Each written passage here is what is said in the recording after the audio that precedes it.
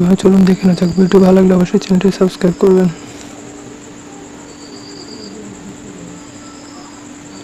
ওকে বাস, এখন সিলেক্ট থাকা অবস্থায় অবজেক্ট থেকে অ্যাপিয়ারেন্স করে দেবেন, এক্সপার্ট অ্যাপিয়ারেন্স কিবোর্ড থেকে অল্টার প্রেস করে কপি করবেন। এটি হালকা একটু ঘুরিয়ে দিব, এই ধরনের এই কোণা মিলিয়ে, তারপর ওটা সিলেক্ট করে দেবেন। সেই বিল্ডার টুল সিলেক্ট করে কিবোর্ড থেকে অল্টার প্রেস করে রিমুভ করে দেবো এগুলো। তারপর এগুলো অ্যাড করে দিব, এগুলো অ্যাড করে দিতে হবে।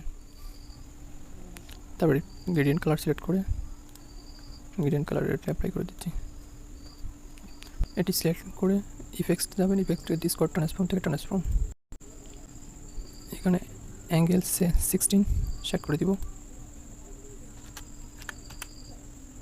কর্নার 5, হরিজন্টাল 15 দিতে হবে, দেন আমার 35/50 হার্টজ। ওকে, ডিজাইনটি কমপ্লিট। ভিডিও ভালো লাগলে অবশ্যই চ্যানেলটি সাবস্ক্রাইব করবেন।